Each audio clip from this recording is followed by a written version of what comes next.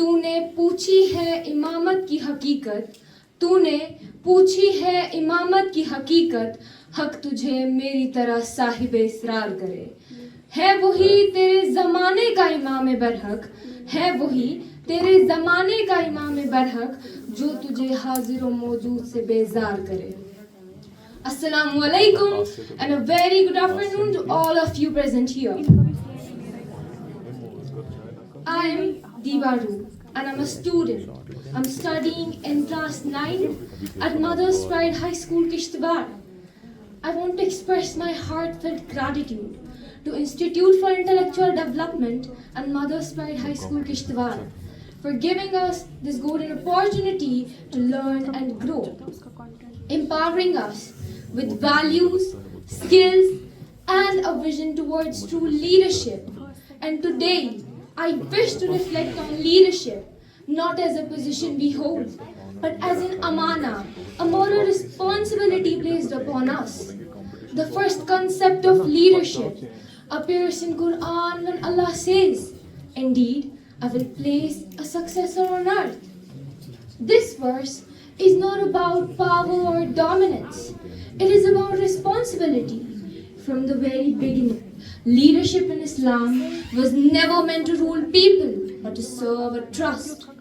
Our Prophet clarified this when he said, "Each of you is a shepherd, and each of you is responsible for his work."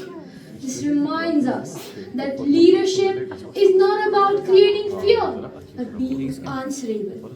Leadership begins where accountability begins.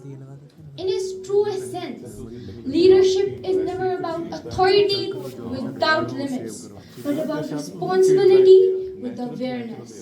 The moment a person realizes that his decisions are affecting others, leadership becomes a duty rather than a privilege. A real leader does not ask, "How much power do I have?"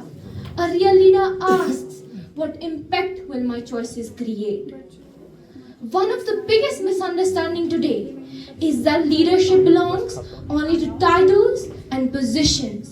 But in reality, leadership exists in our everyday actions, in how we speak, in how we listen, and in how we treat people who can't benefit us.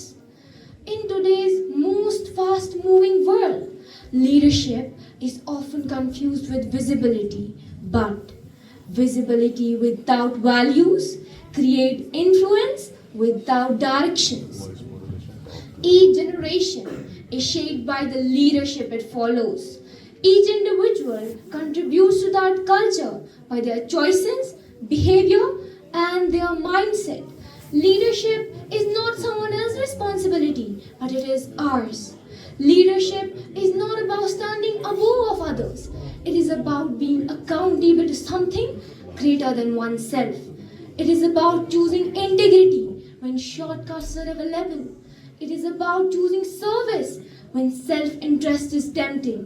And it is about choosing purpose over popularity. Ladies and gentlemen, in the end, true leadership is not defined by how many people follow us, but it is defined by how many people's life have been positively affected. And that is the kind of leadership that does not just create success, but it also creates meaning. Before I conclude, I would like to thank you all wonderful people present here, and a special thanks to Shuaib sir, not just as the founder of this institute, but as a mentor to countless students, including myself.